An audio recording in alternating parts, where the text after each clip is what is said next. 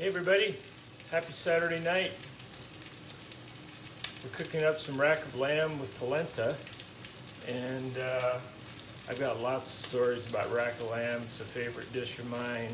Been making it for a long time, and let me get this all adjusted here. So let me kind of show you what I got going on here. All right, here you can see that, and can you see the polenta? Polenta's over here. I got that going. Polenta takes about 25 minutes, 20 to 25 minutes, and rather than sit here for 25 minutes and watch me stir polenta, I got it going a little bit earlier. And then I've got my rack of lamb going here. So Mary likes her rack of lamb medium well, and I like mine medium rare. So I started hers a little early, and then I'm going to add mine in a few minutes. I'm going to let hers finish in the oven here. Let's see, what else? I have a mustard cast on the rack of lamb, and it's basically Dijon mustard, a whole bunch of garlic, and a whole bunch of rosemary, and then a little bit of avocado oil to thin it out. And I make a paste out of that and coat my lamb in that. And then I had this marinating for 3 days. And 4 or 5 days is fine too. I scrape some of it off. I don't want a whole lot of it on there because it'll just burn in the pan. But I want some in the pan to add that flavor. So, let's see here. I'm going to keep going a little bit more with hers, and then I'll pop mine on in a few minutes because I like mine a little more rare. So what's rack of lamb look like when you buy it? This is kind of what you get from the butcher. Another really good source for rack of lamb is Costco. And Costco's lamb comes from Australia. It's grass-fed. Tastes very different. This is from a local butcher shop, so it's probably Nebraska corn-fed lamb. So for the full rack, I'm gonna, let me tip this down a little bit so you can see what I'm doing here. I'm gonna cut that in half.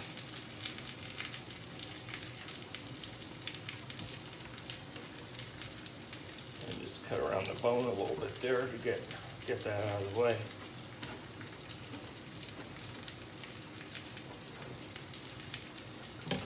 Okay, so when you look at this, this is the area I want under here. All this above it, that's going to be shepherd's pie at some point.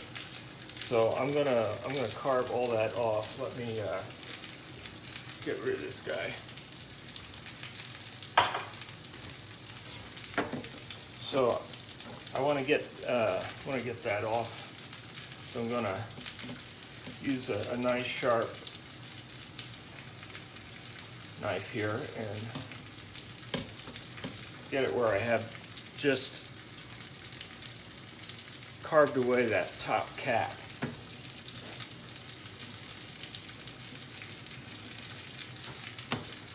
Okay, you know what? It's time to get my lamb in there. And when you're carving this, you got to be really careful, particularly if your knife's sharp. Pull this boy off, bad boy off. Put mine in there. And I gotta stir the polenta. Look at that, isn't that beautiful?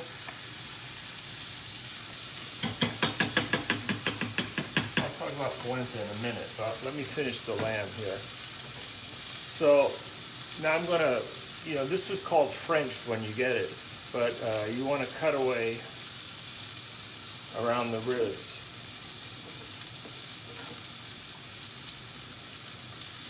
So I'll do this without killing myself or cutting myself.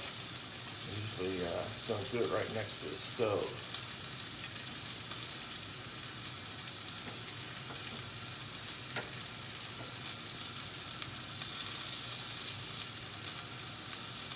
You know what? Let me just finish this guy.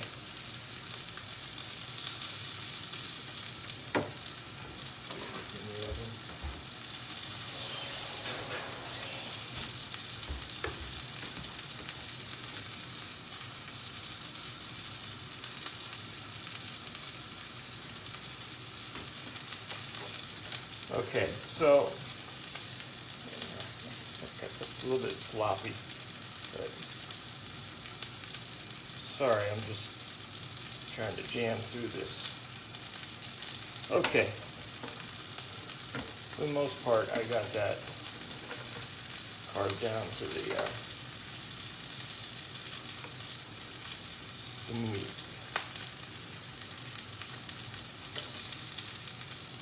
Okay, now the other thing about rack of lamb, when you get it this far,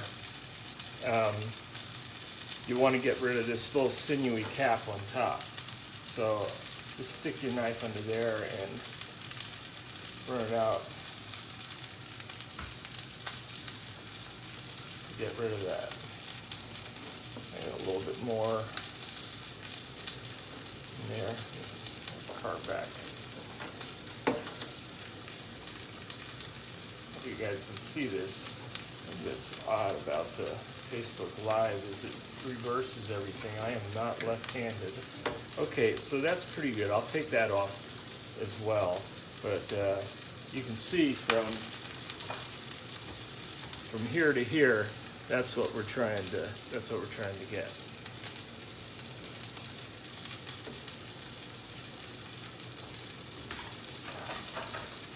Hi, Kiki. All right.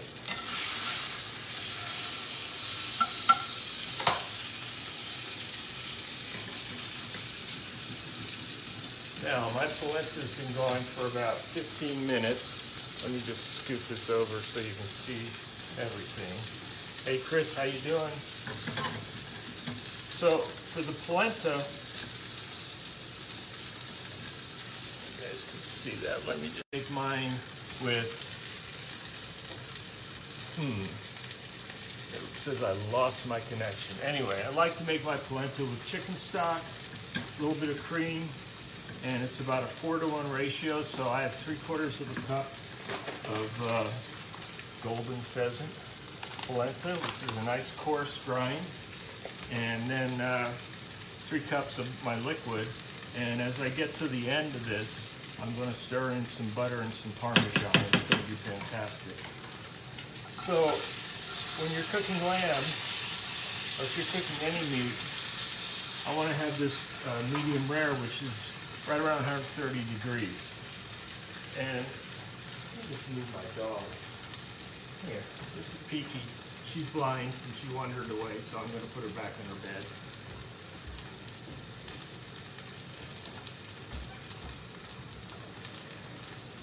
Wash my hands. Oh, I got a little cut. Oh well. Yeah, so I want to cook it to about 130 degrees. So how do you know it's 130 degrees? You have to get a meat thermometer, right? And this really helps quite a bit.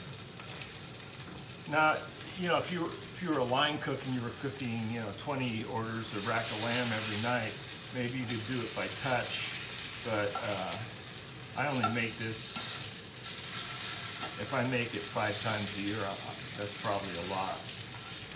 It's still bleeding a little bit here, so I'm probably still pretty good. Yeah, so rack of lamb, an interesting story. 12 or so years ago when we were doing the Hidden Kitchen, Daryl Cordy, who is a quite famous grocer in Sacramento. In fact, his Facebook website is Daryl Cordy Will Always Know More Than You About Food and Wine. I never knew it was a contest, but he wins. And I served rack of lamb, and after dinner he asked me where the lamb came from. And I told him, Mr. Cordy, I'm a little bit embarrassed to tell you it comes from Costco. And he said, oh, Australian lamb, grass-fed. So I kind of was like, okay, I guess I'm okay now because I served him grass-fed lamb, even though I didn't buy it at his grocery store. But let's check this out. Hey, knock it off. Hang on. Knock it off. Sorry about that. You got dogs? Sometimes they get in a fight. Oh yeah, this isn't even It's got a ways to go. Okay.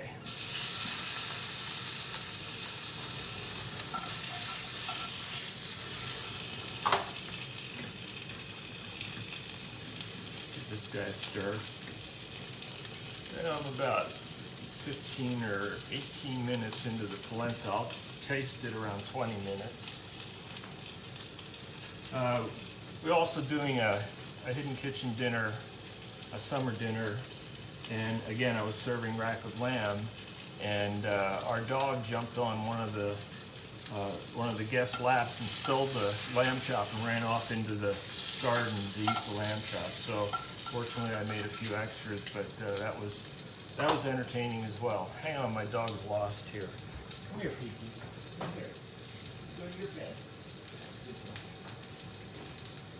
Hey, it's Facebook Live. This is what happens at our house.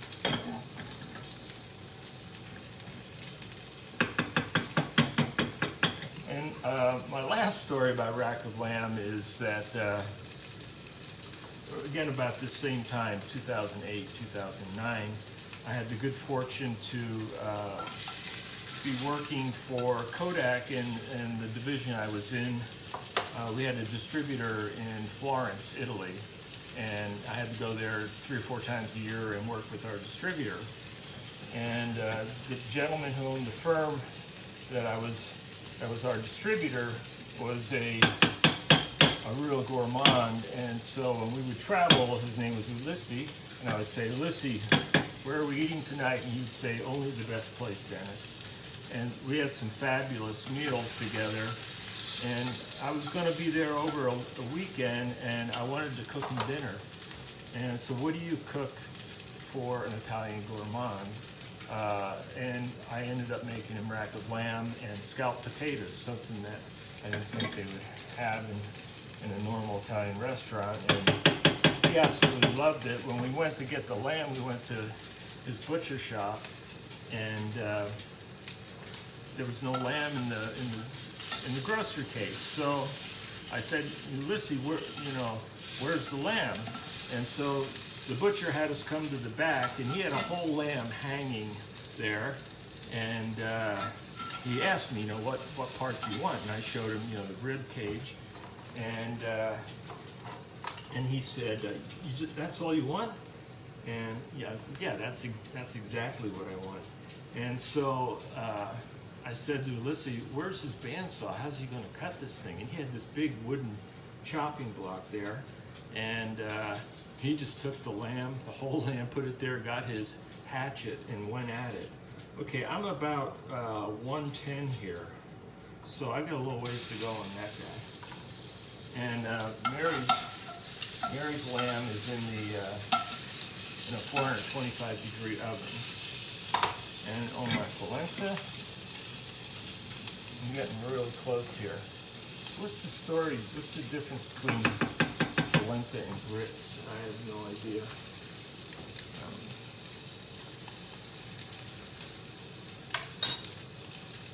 Oh, that's good. That's really good. The other thing I've been doing with lamb lately is cooking it sous vide. And sous vide is where you vacuum seal the meat in a bag. Hey Jimmy, how you doing? And then it goes into immersion circulating water with an immersion circulator in it that keeps the temperature at a common temperature and circulates the water, and it basically cooks the meat through all the way. And that has been absolutely fantastic. You're never, you just set it for 130 degrees, and an hour and a half later you come back and it's cooked through, and I just take it out and throw it in the cast iron skillet, and I'm good. Let me get my dog again. Sorry.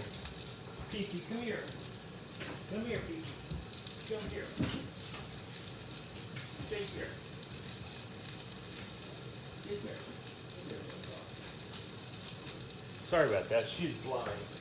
So usually she just sleeps all day, then she eats, and then she sleeps some more. Hey, Carrie Ross. Wow. I had Fred Shudo and Kathleen Palmer on here a couple of weeks ago. Hope you're doing well. Okay, I'm just getting a nice sear on this. One of the other things that happened when I was barbecuing in the summer, and I had rack of lamb on the grill, and I burned the bones off. The grill was so hot that I actually completely burned the bones off. So that was no bueno, but the food still tasted good, just didn't look as pretty. These are kind of cool too. You're going to a party and they ask you to bring an appetizer. You know, I'm grilling or sauteing a half of a rack here, and you can just cut that up into individual chops, and you'd be good to go. That's really good.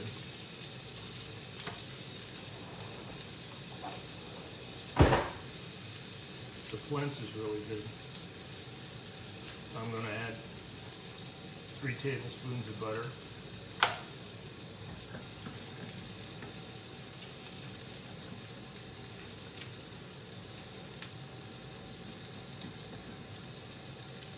Stir it in, it's going to get really creamy, nice and creamy. Look at the color on that, though. That's beautiful, isn't it?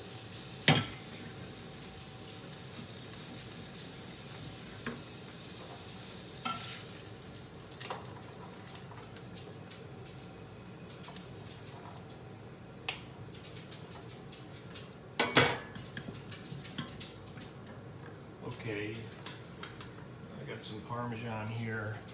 Let's add about half a cup of Parmesan. Freshly grated, as always.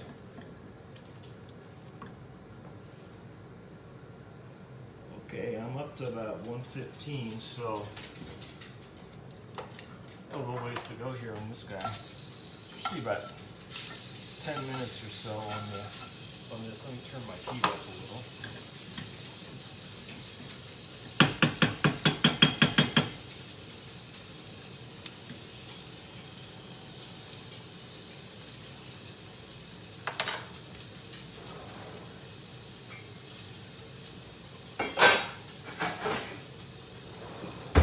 Oh man, that polenta is really good. Really creamy and cheesy.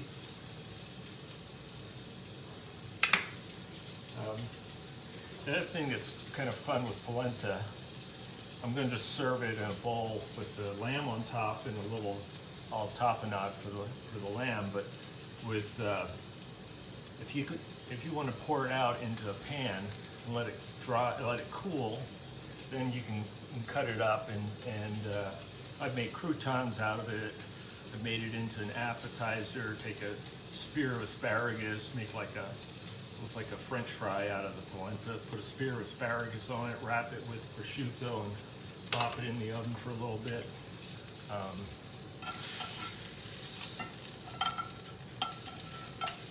lot of things you can do with polenta after it's cooked. I'm trying to sear the ends off here. Pan on.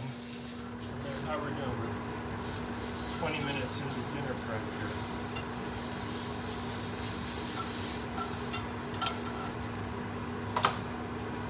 Good. Might have to get some wine out to get this guy to cook a little faster.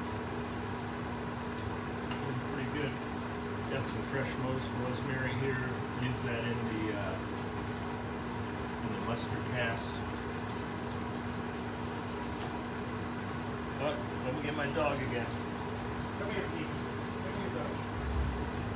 Come on. Stay over here.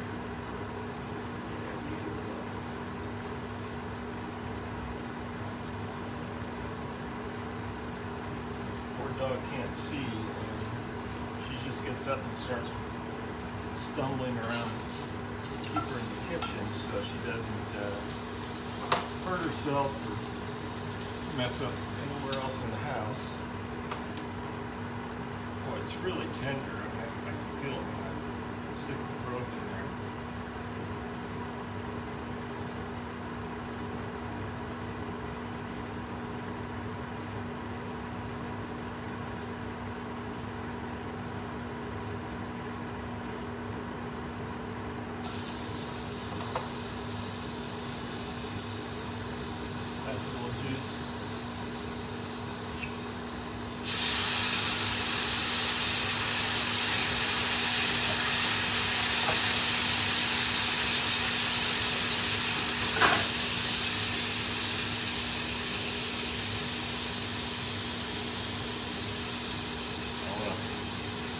fire alarm.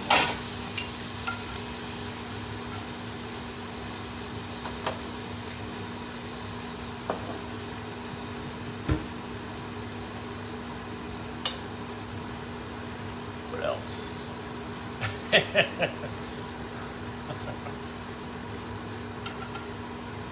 Mary, I think dinner's going to be ready here in a minute or two. My wife is upstairs. Mary's upstairs. Smarty pants.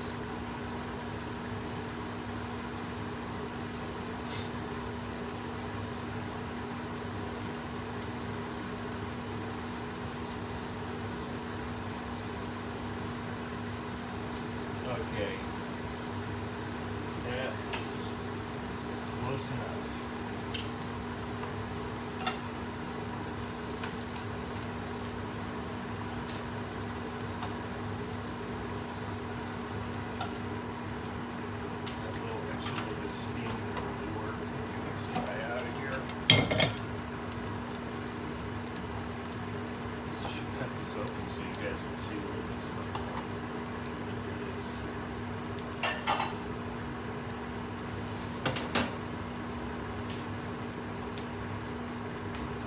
Spoon.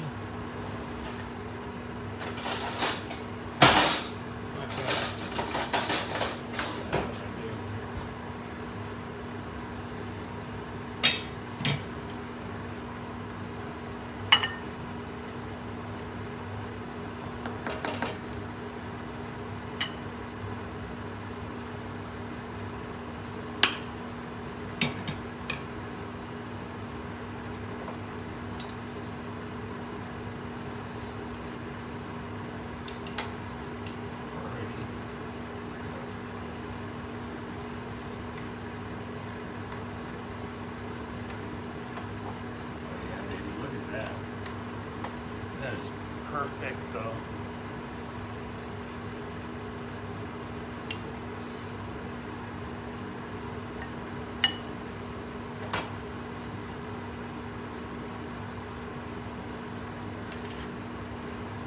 Got a little olive tapenade.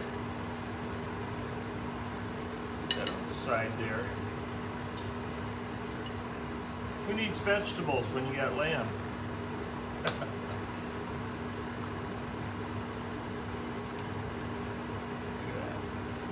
Well, dinner is served. Okay, Mary, you can come down now. It's time to eat. Thanks for checking in, everybody. Rack of lamb. Buy it at Costco if you can. It's so much less expensive than the butcher shop. But treat yourself. It's so easy to do. It's really delicious. And bon appetito. See you next week, maybe. Or maybe not.